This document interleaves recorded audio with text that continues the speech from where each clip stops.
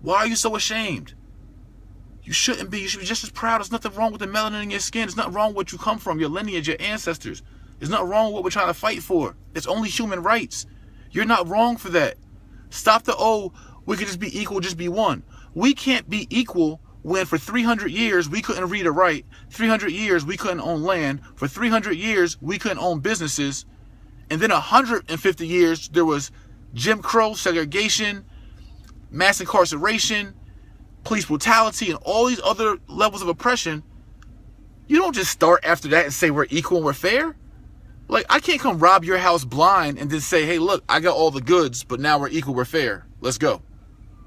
How are we fair? Where's the makeup for the injustices? That's fair. That's equality. So, and the reason why I say we're not identifying with African American, because it sounds brainless. If Hitler would have freed the Jews, right, before they caught Hitler and bombed Germany, if he would have stopped the Holocaust and said, you know what, Jews are freed from enslavement. You know what was I thinking? I was crazy. Jews, you're freed from enslavement now. You can now be citizens of Nazi Germany. I don't think the Jews would run around calling themselves Jewish Nazis.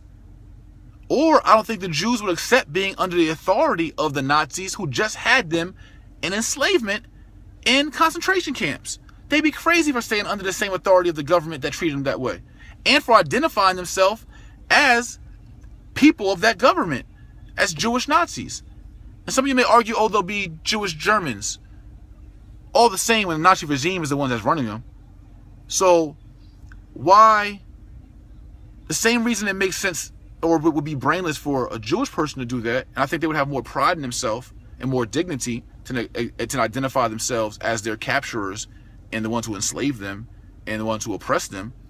Black people need to have the same level of pride and dignity to not succumb to just because you grew up in elementary school and they taught you were African American and they told you about the red, white, and blue flag, and you were brainwashed ever since the time you were in kindergarten through high school that you're this person. Look at the reality now that you're an adult or you're hearing this message. Look at the reality. Who are you really? And does it make sense for you to be labeling yourself with the same government that is still allowing police to kill our people and get off every day? That is still allowing people to live in environments like Baltimore knowing the government is the one that redlined those communities. They created the ghettos. Google what I'm saying. Look it up for yourself so you can be awakened. They put us in the ghettos after we couldn't read or write for 300 plus years or own businesses or land. We had no family wealth. How do you come up out of that with no repair aid, no restitution? That's not fair. The same government you claim to be a part of and be one of and be equal has dogged your people out. They've treated you so poorly. Your own flesh, it's your own blood, your own lineage, your own people. People that came from the African shores. The heirs of Africans enslaved here in America. Like, have some pride, have some dignity. Malcolm said a man can only climb your back if your back is bent. Stand up. Posture. Let's become a nation to at least sit at the table at the United Nations or World Court and be acknowledged by somebody so we can bring our human rights issues to the table. Even if it means we're still here in America, let's be here in America at an even eyesight, even playing field, even level. It's not even. It's not equal. They never made it equal. They tried to make it equal for the Japanese Americans and gave them $1.6 billion. They tried to make it equal for the Native Americans and gave them land and sovereignty. And they're still doing bad on the reservations because they couldn't handle the oppression was too deep for them. Germany tried to make it even for the Jews who were in the Holocaust by giving them $1.6 billion and their heirs, and Israel.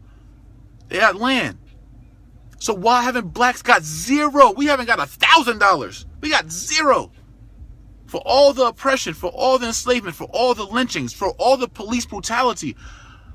Understand what the government really did to black people. And I'm saying this to all people of all races. They really, really did a number on black people and did nothing about it but a 2008 apology for slavery. It's fact that the government, Google this as well. The courts have decided that the American government had a part to play in Martin Luther King's assassination. One of the greatest leaders who's got an American holiday and all that. The government had a part to play in the assassination. That's a fact. Look it up.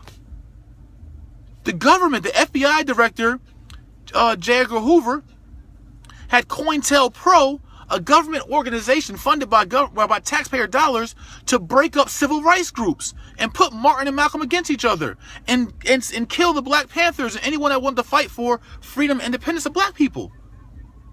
You peg groups who fought back saying, oh, they killed cops, or they killed this, or they did that, or they defended themselves. What about all the cops that killed black people? Should black people never defend themselves?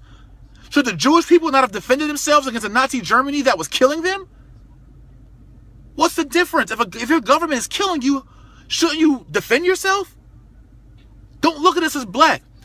Take the skin, the melanin off, and imagine if we were Jews here in America who suffered slavery here in America for 300 years and Jim Crow here in America for 100+ years.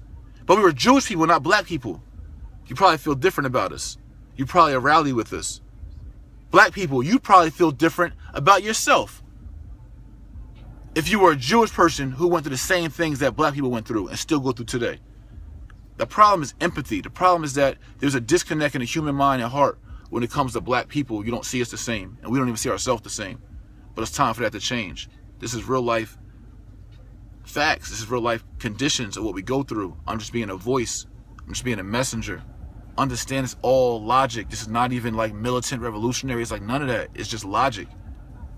Let's do something about it. We have to solve our own problems first as new Africans. So first and foremost, understand who you are and what you want to be. Understand there's a lot of groups out there and everybody has a different idea. I say let's whatever we gotta do, we gotta vote. Whatever we gotta do, let's bring it to the table, let's decide on one thing. For me, the elders already laid it out. I'm not an old African. I'm not a current day African, but I'm a new African. I'm not an African American. I'm not a black person. And I could semi-identify with black, but that won't be my nationality, I check. Like, you can't run around only calling yourself a black person. Like, that's a color.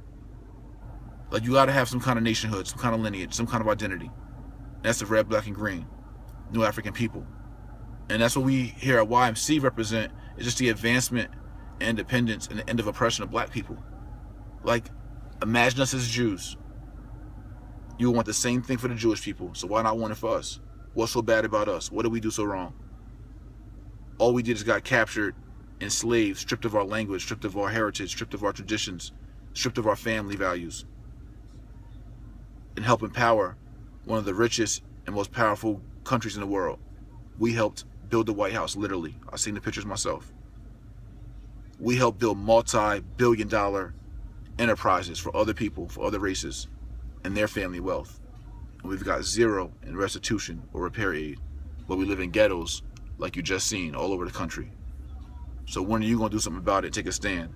As a black person or a new African person, or as a European American or white person or Hispanic person, or whatever you are. You don't empathize with what we go through? Why? Because our color? Because of what? Because we live in ghettos? What about us makes you not connect with us the same way you connect with other races? Japanese Americans, Jewish Americans, Native Americans. What do we do? Fight with us, rally with us. Go to joinymc.org. Put your info in, become part of the movement. I don't care what race, what color, what religion you are. It has nothing to do with that. It's about that my people are hurting. I have to stand up and speak for my people. I'd be a traitor not to. I'd be an idiot not to. Ask yourself this, new African person. I don't care if you're a professional athlete, you're a regular everyday Joe, whatever you are, politician, whatever. Ask yourself, what would Malcolm do? That'll answer a lot of your questions. When you've seen, even if you have a craft of playing a sport, right? Then ask yourself, what will Muhammad Ali do? What will Malcolm do? What will Martin do? What will Marcus do? Marcus Garvey. So follow our forefathers. Our forefathers aren't Patrick Henry, George Washington, Thomas Jefferson. All those men owned slaves. All those men looked at us as chattel property. They can't be your forefather. Your father wouldn't enslave you. Look at our forefathers. Muhammad Ali, Malcolm X, Marcus Garvey, Martin Luther King, and our foremothers as well. Harriet Tubman, Rosa Parks, Coretta Scott King, those who fought for us. So this is it. It's the reality, man. I want to showcase you guys what it's about. I'm about to eat at a black-owned restaurant, Sharif's.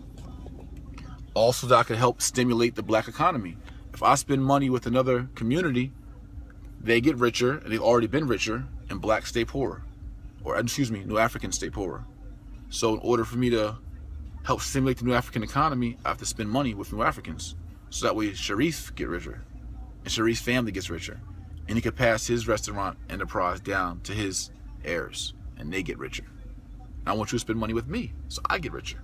And I'll spend money with you, so you get richer. And we all get richer. And we can raise the bar of family wealth for new Africans in America.